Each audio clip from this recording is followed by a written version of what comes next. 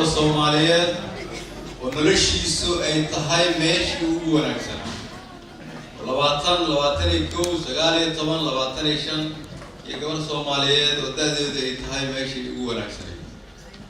oo hooyadii iyo aabihii soo koriyay ay yiraahdeen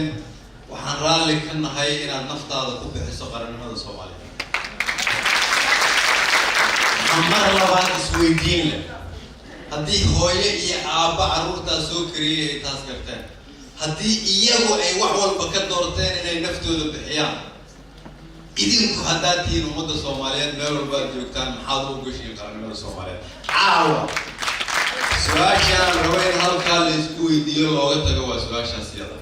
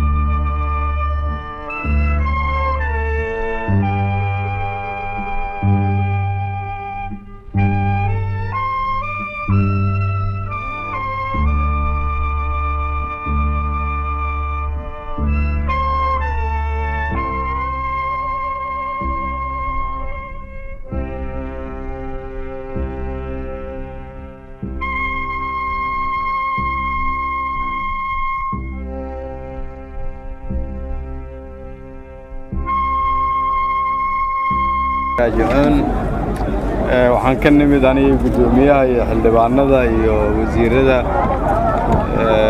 isbitaal Madiina oo ku soo aragnay dad meyd ah iyo dad dhaawac ah haldana waxaan nimid meeshii shalay uu qarax ka dhacay meeshan runtii waxaa ka muuqda inay tahay musiibo qaran cid walba oo ku fikiri karta in waxaan lagu sameeyo dad shacab ah rag iyo dumar iyo haween dhalinyaro odayaal waa cadowga ummadda Soomaaliyeed waxaan u sheegayaa haddii aad ganacsato tahayna nolol kuma haysatid sidaan haddaad arday tahayna iskuul ma aadi kartid haddaad shaqaale dawladeed tahadna ma shaqayn kartid macnaheedu waxay tahay waxaa lala dagaalamaya jiritaanka ummadda Soomaaliyeed waa inaan waxaan meel uga soo wada jeesanaa waa inaan wax walba oo kaloo jira intaan dhinac u dhiganno aan ka shaqaynaa haddii Ilaahay yiraahdo ummaddeena sidaan u badbaadi lahayn guddiga maanta aan magacaabay oo howlaha musiibadan qaran la xiriira ka shaqeynaya waxaan ka codsanayaa in sida ugu dhaqsaha badan meydkii aan ku soo aragnay isbitaal Madiina loogu sameeyo aas qaran loona duugo sida ugu dhaqsaha badan dhammaan shaqaalaha dawladda waxaan ku amreynaa ama la farayaa inay gacan ka geystaan sidoo kale gobolka Banaadir iyo gudoomiyaha waxaan ka codsanaynaa inay iyaguna dadaalka sii laba jibaaraan dadkii ku dhaawacmay haddii Ilaahay yiraahdo waxaan bilaabi doonaa oo aan ka codsannay dawladaha aan saaxiibkana in dalkaas dalka dibaddiisa lagu soo daaweeyo nambarkii tiradii ugu horeysana berita aroorta hore ayaan qaadi doonaa haddii Ilaahay yiraahdo waxaan ka shaqayn doonaa in qof walba uu halkan ku helo tabarucaad uu u baahan yahay qofkii halkan aan wax looga qaban karin waan qaadi doonaa dibadda ku soo daaweyn doonaa haddii Ilaahay yiraahdo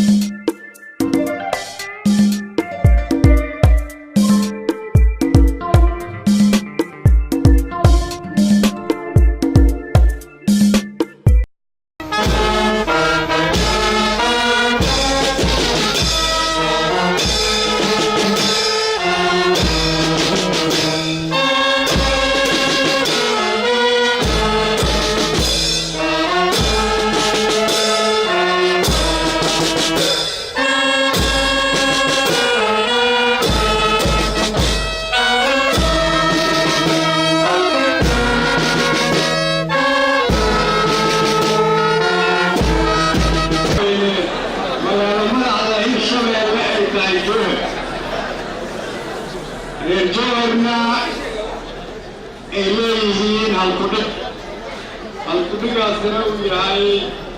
adduunyada jowhar ka joog aakhirana janno ka joog.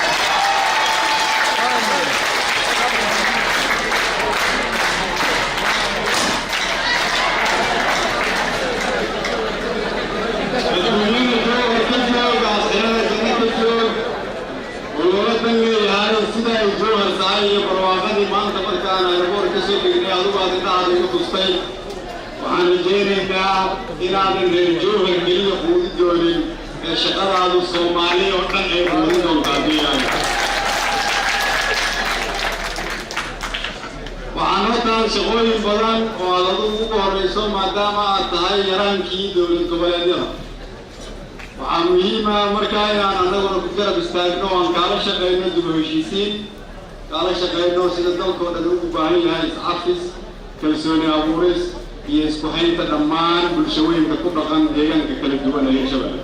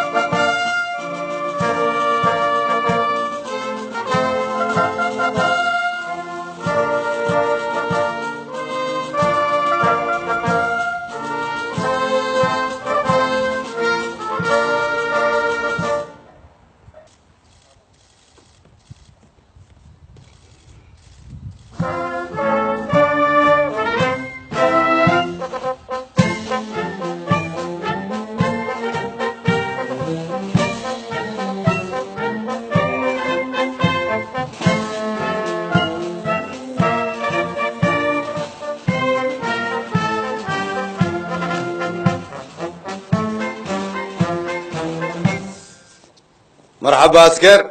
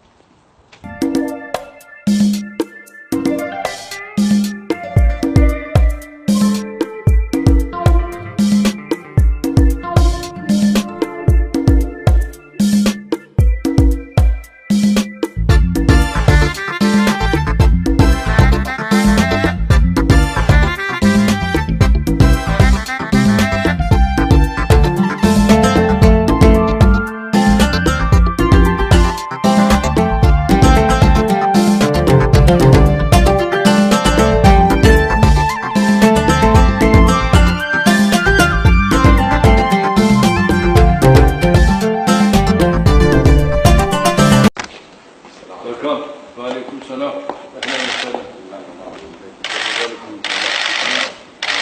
إن شاء الله بارك فيك إن شاء الله.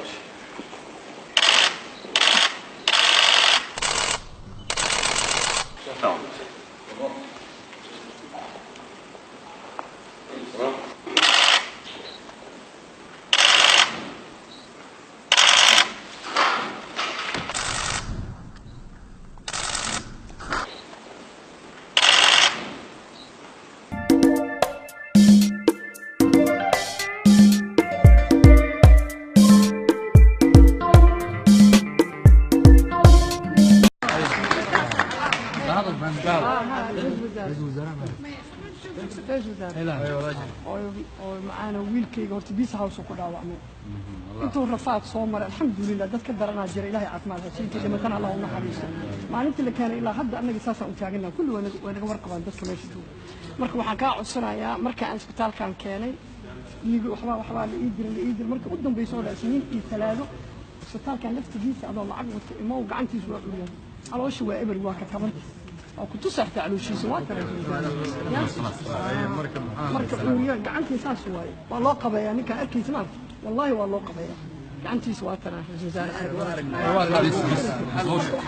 waxaan rabaa isbitaalkii lacag uu iga rabaa oo daawo eh 2 joora la qalaa 3 kuna la iga rabaa haddaan ku weydiiyo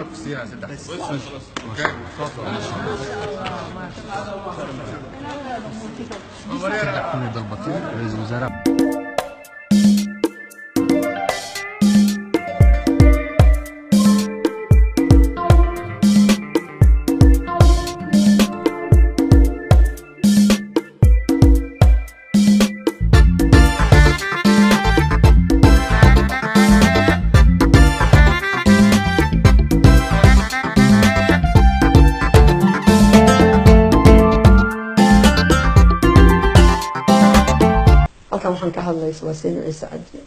oo ra'iisul wasaare Xasan Cali Khayre oo u gargaaray asigana Allah u gargaaro wuxuu ugu wareejiyay safaaradda Soomaalida ay ku leedahay Ankara safiirkii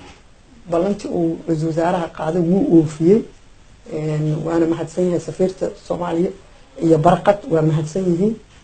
khayrka badan ilaahay waxa uu gargaaray ilaahay waxa uu baryayaa khayrkiisa waa wataa ilaahay khayrka u siyaadiyo laakiin ra'iisul wasaare khayrkiisa uu wataabo waxaan u weydiinay saas ay 100 dad waa soo arkay laakiin ra'iisul wasaaraha waxaan is iri maadaama uu Xasan Cali Khayre yahay uu khayrkii wato inuu khayrkiisa jabkiisa iga siiyay ma sha Allah tabarakallah ilaahay khayr hasiyo laakiin dad badan waxa jiro in ballan qaadi sameeyay ka baxo ma jiraan laakiin aniga ilaahay amarkiisa ma sha Allah tabarakallah taasoo kalma bala sheegi karo dareenkayga waa saa'id waa dhaafiyay